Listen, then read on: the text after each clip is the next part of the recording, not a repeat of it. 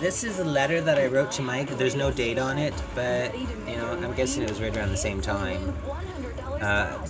Just when I first started smoking meth and got crazy, locking myself in my room for 17 days while I hunted him. So this, whatever. I'm just reading it for a copy. Good morning, Mike.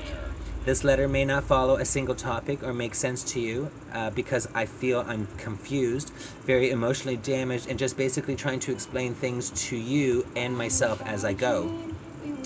I hope you're well, doing well for yourself, taking care of your beaties, and are still maintaining your natural beauty.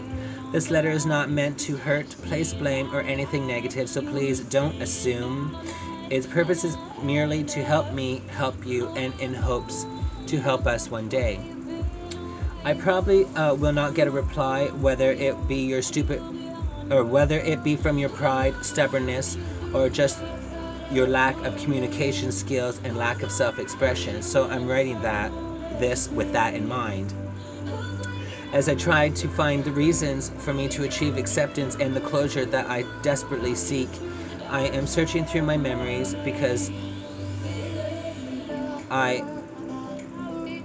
oh my god, what happened? Oh, it jumped, because I need to remember the happiness I once had and shared with you. I need to find that and cling to it in hopes that it will lead me out of the darkness that has consumed me. I'm going to assume that since you have not once tried to reach out to me, that you also hold a certain darkness within yourself that's directed towards me. I understand that, and although I wish you to forgive me, it's probably not possible for you. You were right. The real you was a big surprise to me and so devastating to the inner me that I tried to find anything to help me deal with the pain. And since I feel like I've been possessed by evil, darkness, and all sorts of negative emotions, I reach to you as I once did and ask again for your patience. Plus, I have nobody to talk to hug me when I hurt, or to just listen. I've tried numerous times to reach out to Megan and it's failed every time. She won't listen. She keeps making matters that I'm clearly struggling with worse by overly expressing her opinions on me. I don't need her to tell me what I should do or how I should feel or what I should be thinking. She makes me even more angry at the world, where I found that I stay in my room practically all the time since you've left. I understand how you can use me and my actions, which I openly shared with you, as your reasoning to give yourself a sense of justice, but there is no right and wrong, I guess, only choices.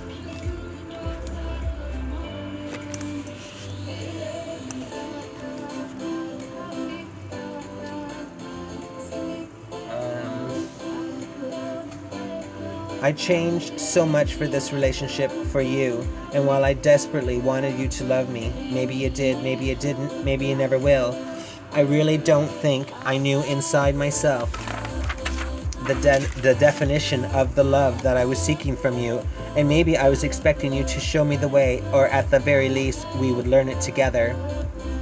I don't know what my driving force was, but I knew what it wasn't. I never in a million years wanted to hurt your heart deliberately.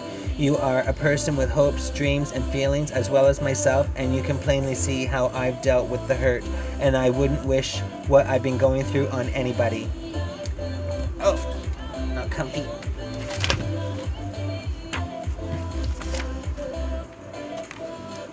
When I asked for your help to help me battle Tina out of my life, I only needed you there beside me, to accept, to reassure, to listen, to console. Just your presence around me gave me strength, courage, and the will to fight harder. And even if I failed a number of times, there was forgiveness for me with your understanding words, as you also had to fight an addiction in your life. Therefore, I took us as the strength to pick myself up and to try again and again and again, until I was able to succeed in this process. Perhaps it was or wasn't damaging you to bear witness to my struggles. So I took you leaving, cheating, as you just being selfish, but perhaps you felt that that was best for you and you just needed to get away from the poison. Which is bullshit. This letter basically is the brainwashing of what he did to me to make everything my fault. Like, all of it my fault. The reason he did The things he did was because of me and what I did, and I didn't do anything but honestly spoke my feelings and my thoughts and everything to him, which he used as leverage to manipulate me into always thinking it was me. I hope you can find it within yourself to talk with me. You were my best and only friend whom I could confide in, and you made me feel safe enough to tell you everything without holding judgment. And perhaps what I perceived as deception was just me feeling like you were taking the things I was sharing and reflecting them back at me to hurt me. In life, I feel like I was searching for the one, for lack of a better word, to complete me, to make me whole, and when you were brought into my life, I was so happy, and I desperately wanted you to feel the same. You did it for me. There was no other who could have even came close to me feeling totally complete as you did.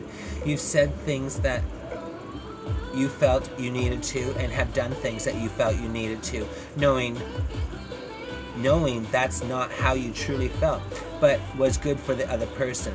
That itself is a quality of self-sacrifice, and I regret attacking you for this. I accuse you of trying to be a martyr, and at that time, it made no sense to me. You say you're on a quest for happiness, and that quality, to step aside, is what's stopping you from ever achieving it. When we were together, we were happy, and I have memories and pictures to prove it. For some unexplained reasons, you felt I wasn't happy, which I was.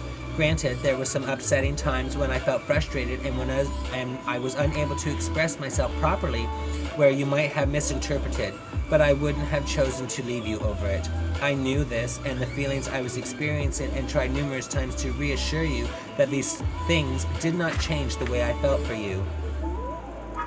I've said a great deal of mean words to you, and you'll probably carry them with you for a long time, but I hope I haven't damaged you beyond repair, and with this knowledge I will never forgive myself.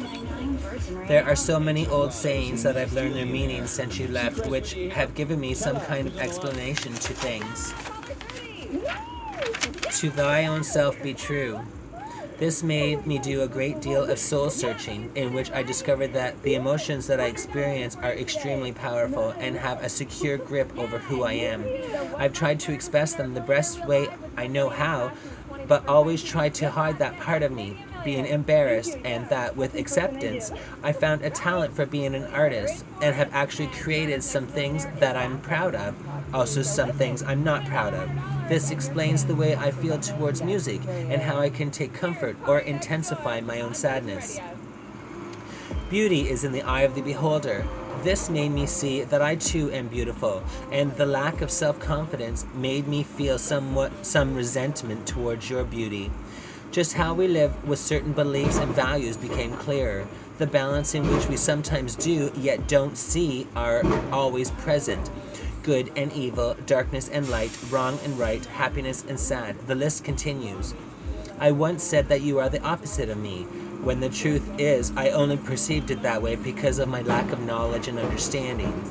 You are probably fighting things within you as well, and also desperately seeking some kind of answers or explanations. We both have been able to point out to each other some of the things that make us who we are, as well as things that we've recognized that we lack within ourselves. I admire the amount of patience that you have continued to showing me. You are able to remove your emotions from situations, which gives you the ability to think clearly. You are a strong man and have a great deal to offer. You have courage, which gives you the power to live your life the way you choose, and not to have it live you. You have a beautiful, respectable balance of masculinity and femininity, which complements you. I believe these qualities that I lack from within myself are what I've been searching for. This explains why I resented you for them, and yet was drawn to them. My lack of understanding made me perceive your actions as cold, selfish, distant, negative, and basically all the things that I've been attacking you for, when you hold all what I am not, which explains my constant feelings of feeling only half the person driving force to my feeling whole when I'm with you. So truly opposites do attract. This explains how I felt like we were magnets, how we would come together and meet on with acceptance and understandings on a different plane of existence through the intimacy that we shared and we both loved so much. I become someone who I love, and it pours out of me for you to absorb as you feel like you lack the ability and feel it is hard to express. I feel powerful and beautiful, stronger inside myself when we're together, and weak and ugly and powerless when we break up. So not only are you beautiful, which I was able to absorb from you and was so proud to have you on my arm when we were together, it was also the cause for my resentment when we break up towards you. The lack of the physical things that are visible on me, in which I feel insecure about, are clearly on you, which I am drawn to.